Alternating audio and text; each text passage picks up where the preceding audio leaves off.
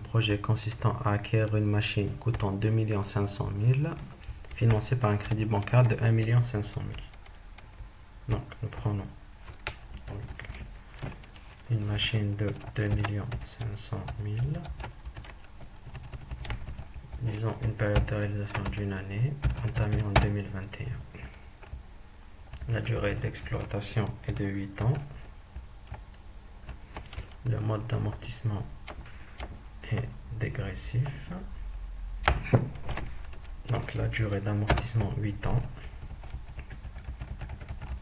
Donc ce qui nous donne une VRI de 124 000.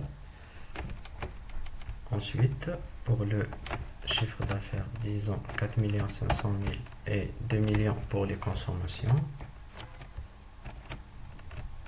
4 500 000 et 2 millions pour les consommations. Pour les frais de personnel, ce sera 5 000 pour le productif et 2 500 pour l'administratif. S'agissant du BFR, nous avons une durée de stockage de 5 jours, un délai client de 10 jours et un délai fournisseur de 2 jours. Donc 5, 10 et 2. Ce qui donne un BFR de 160 274.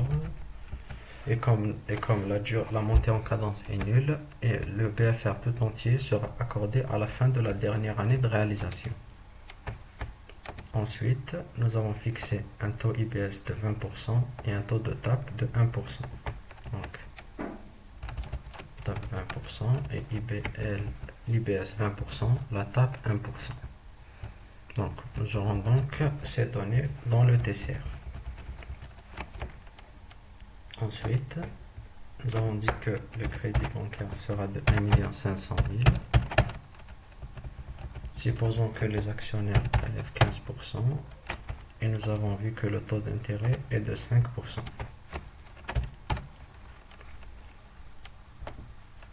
Ensuite, dans le tableau emploi ressources, nous obtenons donc une vente de 8 784 000 et un IP de 4,3.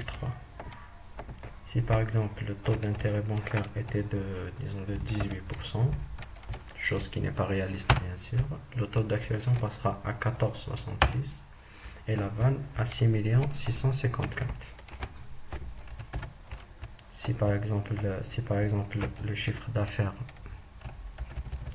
n'était que de 45 000, disons 450 000, l'on aurait eu une vanne négative de moins 11 millions. Même chose. Si nous devons réduire les consommations à 200 000, la vanne aurait passé à moins 1 million. Et ainsi de suite. À ce stade, nous pourrons changer les données à notre guise pour obtenir à chaque fois des résultats différents et effectuer plusieurs simulations dans un délai court. Voilà donc en gros comment mener une évaluation de projet sur Excel. Merci pour votre attention et n'hésitez pas à partager. Merci.